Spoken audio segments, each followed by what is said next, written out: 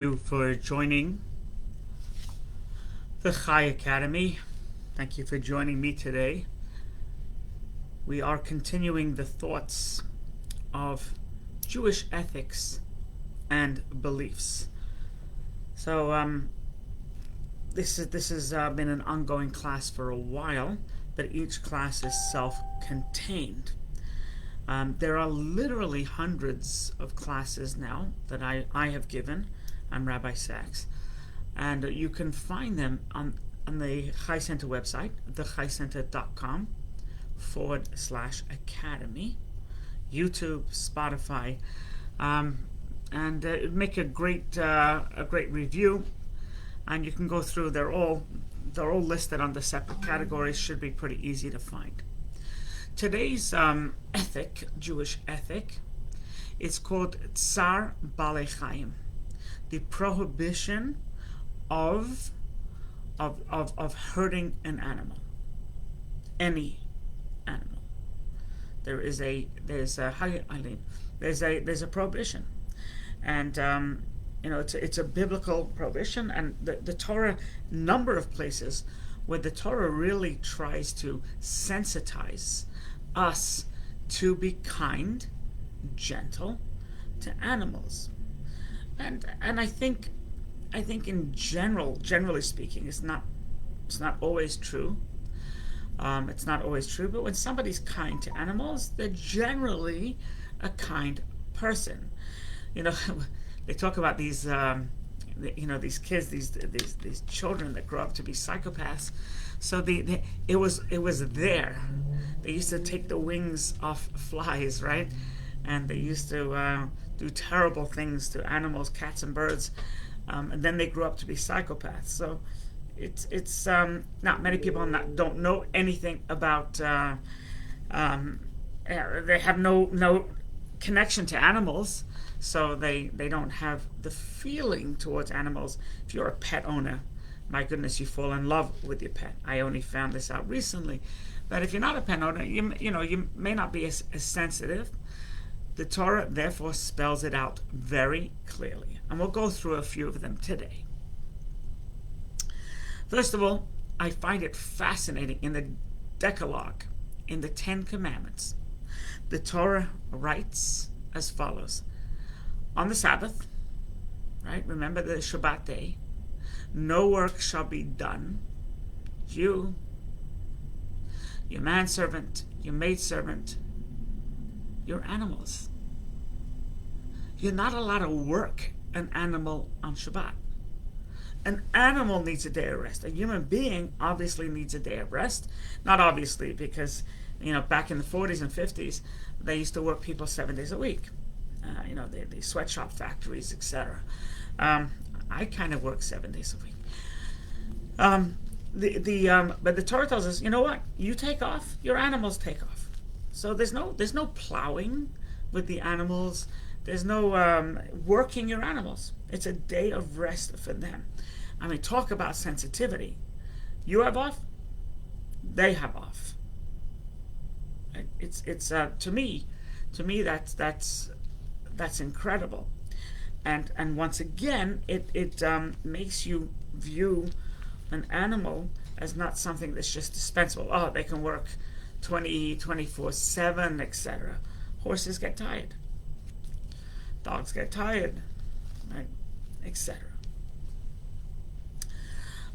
So that's the first thing immediately that comes to mind when I think of animals. Rest. I mean, who else comes up with this stuff? The Torah tells us that while an animal is in the field, an animal must not be muzzled. You cannot put a muzzle on a horse, on a goat, on a donkey, on a cow. That's considered cruel, right? Because it's looking at the grass, it's looking at the the vegetation, and it can't because it's muzzled. So the Torah makes it very clear: no muzzling. You just can't. When the animal's not working, the animal's going between people, and you're nervous of a bite, etc. A camel's gonna. Then you put the muzzle. But when it's in the field, right, you cannot muzzle it. Cannot muzzle it. Whether you have enough or you don't have enough, you're not allowed to muzzle it. It's a biblical command. You cannot muzzle your animal and prevent them from eating food. Another thing from the Torah that we see. Hello, Big Mo. Another thing in the Torah that we see, the Torah tells us, now we have tractors plowing, and we have this and that and the other. Back in the day, the Torah tells us, the Amish have it now too, that you used to use an oxen to plow, or you used to use a horse to plow. So you can use an oxen. You can't muzzle them, once again. You can use horses, but you cannot use one horse and one ox, 2 horses, 2 ox. You can't do it. The Torah says that's a no-no. It's a biblical command, and the reason for that is because it's not equal. A horse doesn't pull the same, whether it's strength. I don't know. I'm not a veterinarian, but a horse doesn't pull the same as a cow, and a cow doesn't pull the same as a horse, and therefore you have 2 separate breeds pulling. It's unfair to one of them, right? And you would think, like, it's so benign. It's so benign. Pulling a plow, who cares? Torah tells us, no, watch out. Watch out. We don't want to hurt an animal. It's not fair. So I find that once again remarkable. Another biblical command is that if you see a bird's nest and you wish to partake of the eggs, I apologize if there's any vegans here, but you wish to have the eggs, you cannot just take the eggs. That's too hurtful and painful for the mother. So if you want the eggs, you have to send away the mother bird and make sure it's away and doesn't come back. Now, if it circles and comes back, then you got to send it away again. At some point, you got to give up. But you cannot take it in her presence. It's too painful for the bird. The bird is emotions. The bird, recognizes its offspring, and for you just to come and pluck it is a terrible thing.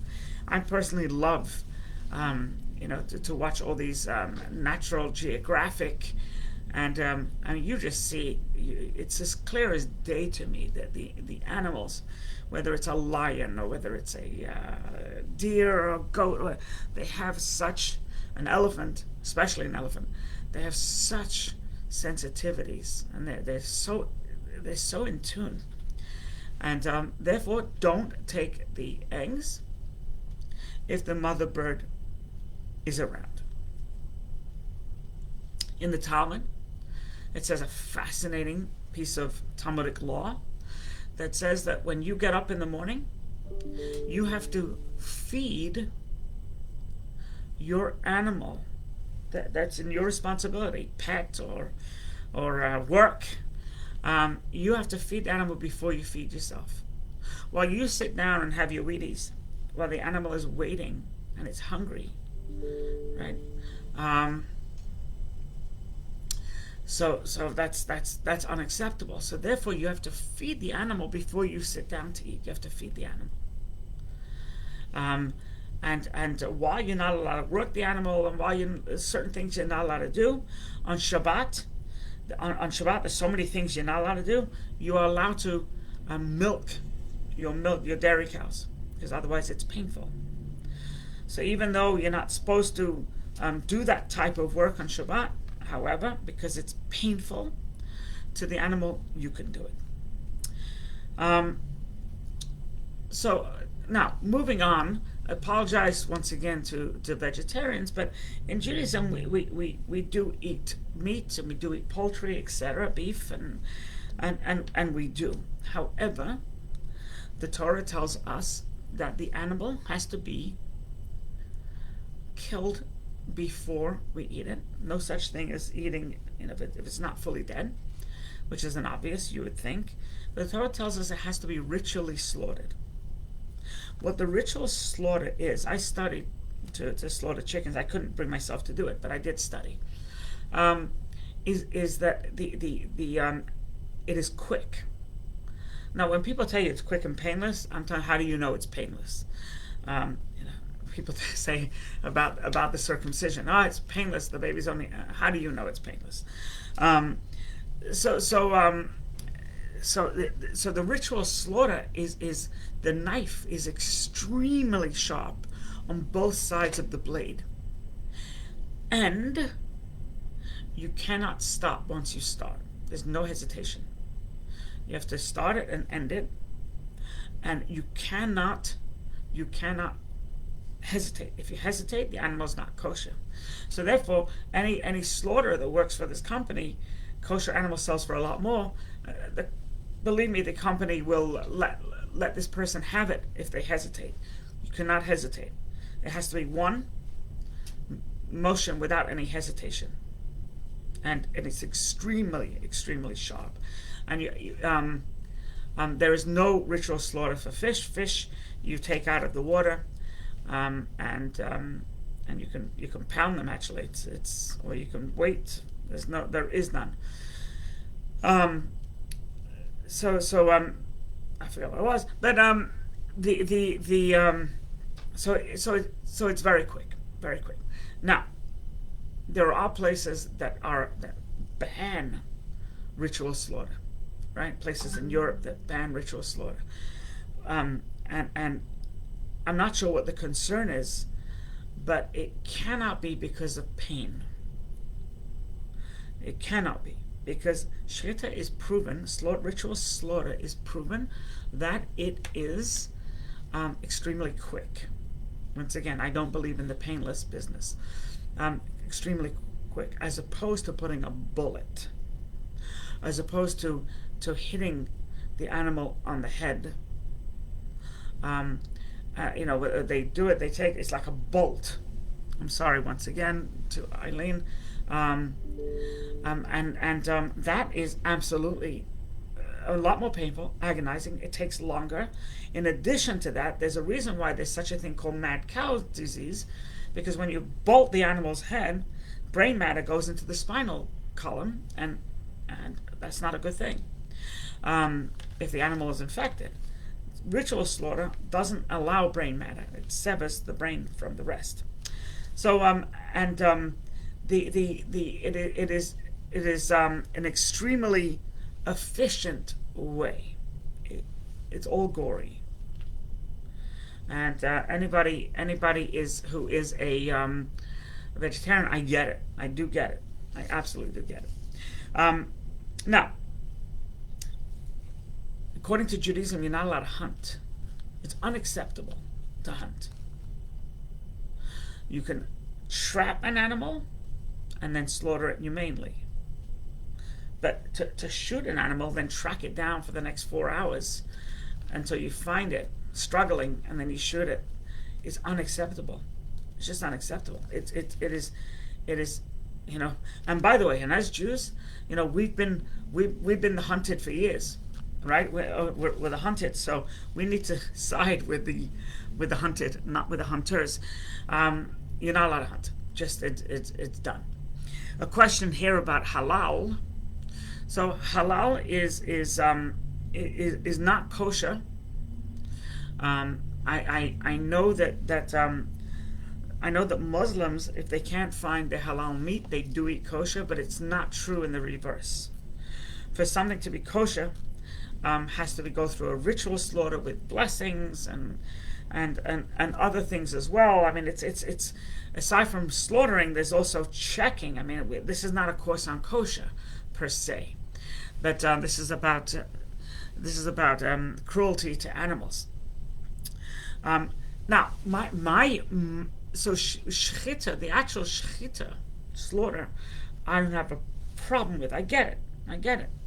What I do have a problem with is if this kosher slaughterhouse mistreats the animals, and they pack too many chickens in a box. I've seen it. It's not nice. It's not right. It's not okay. So even though the animal was slaughtered humanely, it suffered before, and likewise, if there's too many cattle, or and I'm not familiar with all the nuances, but obviously I don't think one cow should watch the other cow. And if it's done, it's wrong. By the way, I don't know where they do it, but I think it's in France, but I'm not sure. Is where they put a live lobster in a hot pot. I mean, that is hideous. That is inhumane. That's who would do such a thing? Who would do such a thing? So boil someone to death. I mean, it's just, all this is out. All this is out. You have to treat the animal with with reverence. And by the way, if you there are some people, Rav Kook, for example, because of this, where an animal suffers, he was a vegetarian during the week. He only ate meat, fish on Shabbat, in honor of the Shabbat, but the rest of the week, he was a vegetarian. And I'm not sure you mean all restaurants here do it, but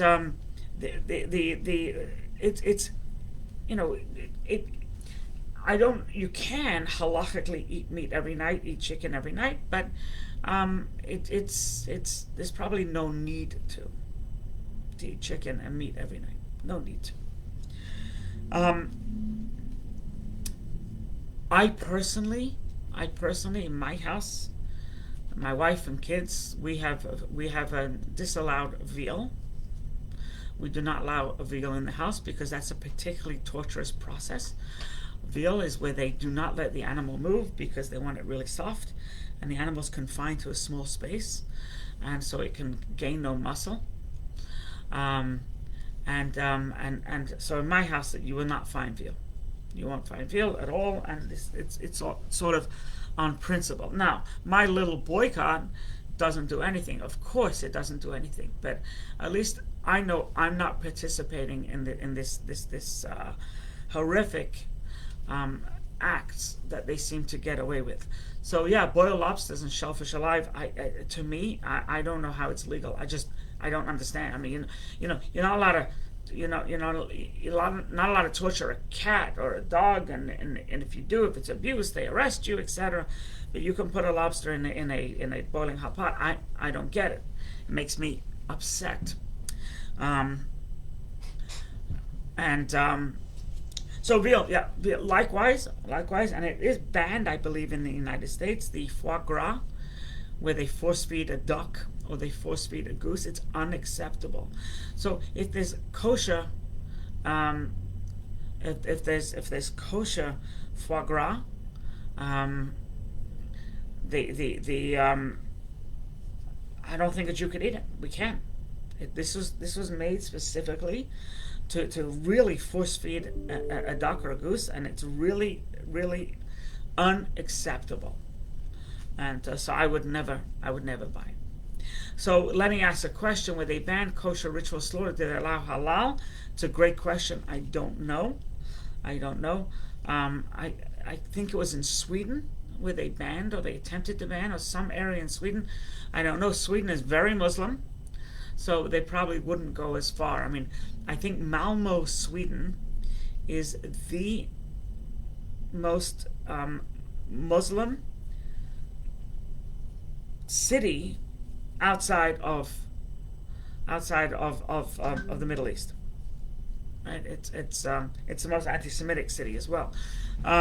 So they probably did not ban halal. It was just kosher for some oddity. So once again, veal is out, foie gras is out. I did take my kids, and I sort of regret it now. Circus is where these animals are that whip, and the animals have to do things that are just incongruous with being an animal. I don't think it's so cool. I really don't think it's so cool. I really, really don't. I'm not a flaming liberal. I'm a human. So I'm a human. So if I guess I never gave it much thought. But once I did give it thought, I could never go to the circus. Yeah, they stopped elephants in the circus. That's true. Did they stop lions? Did they stop tigers? I don't know. They stopped elephants. That was a ban, at least in the United States. Um, so yeah, I think circus is also, I would boycott a circus with animals. Boycott veal, boycott foie gras. I would not. Now, but once again, to we're still allowed to eat meat. So the Torah has given us um, a mechanism to eat meat. So for someone, it's if you don't want to eat meat, that's fine. But I don't think you can tell somebody else not to eat meat, right? If that's your own, like I can't tell someone stop eating veal, and I stopped eating veal, and I give my reason, but I don't think you can force it upon somebody. Furthermore, and I'm speaking to you as a person, not as a rabbi. I think you have to be very careful with children. If you bring them up as vegetarians, are they getting enough protein? I've seen in this neighborhood where these kids are really, it's not the right thing is not happening with these kids, and they're not getting enough protein. So, but the Torah does allow it. The Torah does allow it. There are certain people who are pescetarians because it's doesn't feel as terrible as taking. It's what's interesting to note, however, that fish were not allowed in the Holy Temple. There was no mechanism to offer fish. They offered bullocks, and they offered sheep, and they offered goats, and they offered lambs. They bulls. They never ever offered fish. So for whatever reason, it just wasn't. It's not Torah prescribed.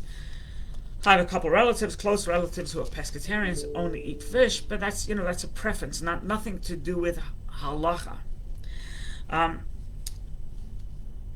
The Torah does allow us to eat it, but once again, the Torah placed the mechanism. Part and parcel of the mechanism is that this animal has to be treated with reverence and respect. Okay, it's not to be abused. You're not allowed to abuse an animal. So once again, I kaparas, the chickens, Erev Yom Kippur, which is 3,000-year-old custom. I mean, this goes back. It's not something that we made up recently, right? Kapara. So, to me, that all fine until I see mistreatment. If I see someone callous, then I'm just going to walk away. And I have walked away, and for the most part, I've kind of walked away and never come back. It's you have to, it's. And my point is that yes, so it's a minhag Yisrael, it's a custom of the Jewish people, and a minhag Yisrael is considered Torah, it is considered a mitzvah, etc. But however, doing this mitzvah, you violate a biblical command and mistreat an animal, then what have you gained?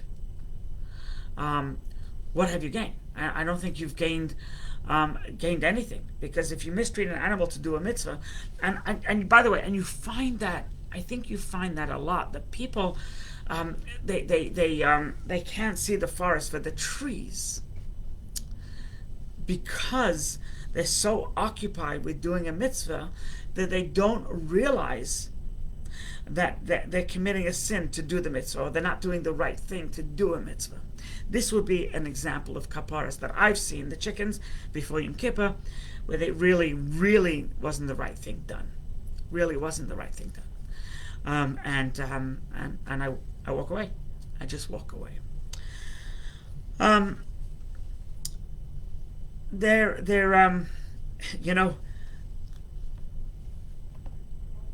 When you do have a pet, and it's not so easy to have a pet, by the way, because you notice a lot of Orthodox Jews do not have pets, and one of the reasons, aside from they have so many Jewish holidays and a bunch of 8 to 10 kids. Who needs a puppy? But aside from that, there is certain laws what you're allowed to do on Shabbat. You're not allowed to do on Shabbat, so it's difficult. But I was never brought up with a pet for that reason. But now we have a pet. My daughter got sick. We have a pet, and I see it completely in a different light. It actually makes me appreciate God and God's creations more. So that's what it's sort of done for me, and I believe it's made me somewhat more of a sensitive person because I've been in contact with a pet, and I realize how incredible this is. So I would encourage anybody to, if you don't have a pet, to at least visit someone that does have a pet, so you can just become that much, you become that in tune. The Torah also doesn't make it easy to have meat, right? Because you have to slaughter it, you have to check it. There's so many things that can go wrong where it's not kosher, you can't eat it, and then you have to soak it, then salt it, then rinse it, then rinse it, then soak it, then salt it, salt it, then soak it. I think I got the thing reversed, and then you can only eat this part, not that part. The Torah hasn't made it easy. The Torah has specifically, you're going to do this, and you're allowed to do it, but realize it's going to take a lot of effort. And pasta's a lot easier, but that we can't frown because it is allowed, and you make a blessing on the meal, and with that, when you eat the meal, you do a mitzvah after the meal. It's all good stuff. Thank you for joining us. If you wish to see previous classes, thechaycenter.com/academy. Please feel free to share this video, or and thank you, Eileen, for inviting Lynn.